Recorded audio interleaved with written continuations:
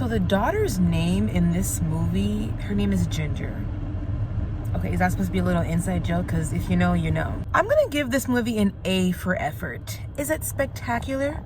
No. Is it horrible? Also no. There are things that I liked about it, and then there are some things that I didn't like about it. I had heard some people in my theater who were like, well, that wasn't good. And I kind of found myself a little bit surprised about how much I was not hating it, you know, because I can see why some people are not gonna like this, especially if you're going in with expectations of watching like this badass gangster werewolf movie. And that's just not exactly what you get. But I think that's what I enjoyed about it. I respect this more than I love it. I like the sort of unique take that the filmmakers had with this. And I didn't see a full trailer for this film. I just knew that it was coming out. And usually I won't really watch full-length trailers if I know I'm gonna see this movie. So I don't really know what people are expecting from this. But, you know, if you were a creature feature fan, if you were a vampire / werewolf subgenre fan, and you have certain expectations from other iterations of that subgenre, then I can see why you might be disappointed. But I can tell you what I liked about this. I enjoyed the fact that it is pretty much a slow burn for the first half, which is something that I usually am not a huge fan of, because usually that just gets me bored. Call me a child, but it gets me bored. But with this one, I think the slow burn is something that helped to build the tension of it, because it leaves you kind of leaning in on your seat and you feel engaged with it, because you kind of want to see what else is going to happen next. You know, what is the big bad that is about to appear? What is going to be the reveal? And I think part of what made the tension work is because of how certain things are filmed, and also the sound design. This movie uses very little score, and so what is highlighted is the sound effects. So you hear things like creaking in the woods, creaking in the house, you hear breathing, and then there are certain ways that the camera works where there are certain close-ups, and it kind of plays with your perceptions.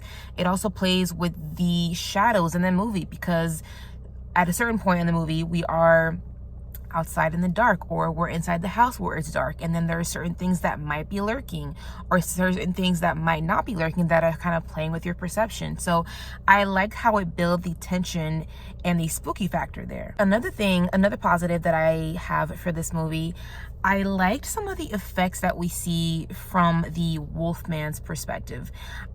So it immediately made me think of other media that I've seen from this subgenre. So I thought of movies like the Twilight films, or Underworld, or even True Blood. And a lot of times we see that when certain characters are possibly turning, their senses kind of get elevated or heightened. And with this creature in this movie, it doesn't exactly go that way. I would say they are heightened in certain ways, and then in other ways it kind of deteriorates, and it kind of makes it pretty sad, because, well, I don't want to head into spoilers, but I can just say that I think that was a unique take of the movie. I do. The perspective of when we see this character turn and what his senses do, I thought that was something different, because it really kind of has like a sad take to this. There are certain scenes in here where we're watching everything from the perspective of the Wolfman, and I literally sat back in my seat. I was like, oh, okay, I like this. I like this take. I like the way it looks. I liked how afraid for certain characters that you feel, because they are in the same room and sometimes they don't even know what's going on, who's in there with them, but we as the audience know, because we can see it from the Wolfman's perspective. And I thought that was pretty unique, and I was into that. Now, for some of my negatives, I do think that once we are gearing up for the second half of this movie, it's kind of a yo-yo effect for me. So there are some parts where I'm just like, all right, I feel like I'm just kind of like waiting here. I'm seeing these characters just kind of like stand there, or they're just like looking there, or just having a conversation with each other. But then there's other parts where there are certain jump scares that actually kind of works. Sometimes I feel like jump scares can feel just stressful and kind of cheap. You're just kind of throw them in there in a horror movie. But I think with this type of film, since it is a creature feature, some jump scares make sense, and it actually kind of worked. It worked on me and the audience, because I kind of felt myself kind of like jumping a little bit in my seat, and then I heard other people around me that were kind of like gasping and kind of acting a little bit shocked and surprised because of certain jump scares that happen in this movie. And I will also say, what is a negative in this movie is that once the second half comes around and certain revelations are made and there are certain transformations, it does lose that steam, because you kind of are just watching things unfold. There's really no mysteries left. There aren't really any twists left. And not that I'm saying that every film needs certain twists, but it's just kind of missing that extra zhuzh, I would say, that I think this type of film might have needed, because the second half comes and you're just kind of watching what happens next. But as I said earlier, there are certain jump scares that kind of make it fun for you to watch sometimes. But as it's losing steam, you're kind of going through that imbalanced feeling of the movie. It just feels a little bit choppy in that sense. So I do appreciate how the movie ends, because I would say it doesn't really leave any room for a sequel.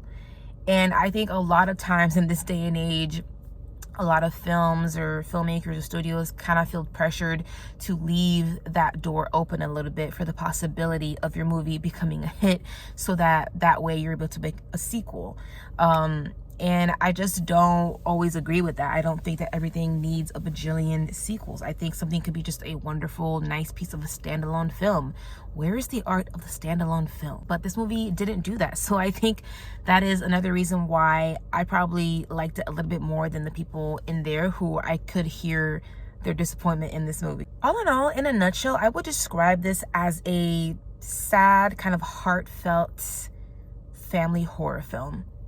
Once you see the movie, it'll all make sense. I promise you that. I will give this movie a 3 out of 5. I didn't hate it. There's some things about it that I thought were unique and that I admired and that I really liked. I would say if you are open to different interpretations of the creature feature subgenre and the werewolf/vampire subgenre, even though there's no vampires in this, but you know what I mean, I would say give this a shot. Give this a shot. You might like it. If you were expecting some kind of, I don't know, an underworld interpretation of the Wolfman story, then this is not going to be the movie for you. You probably will be disappointed. I might see myself watching this again, possibly maybe around spooky season. But for a January horror film, not so bad. Thank you guys so much for watching. If you like this video, please give it a big thumbs up. It really helps me out. Subscribe, and I'll catch you guys next time.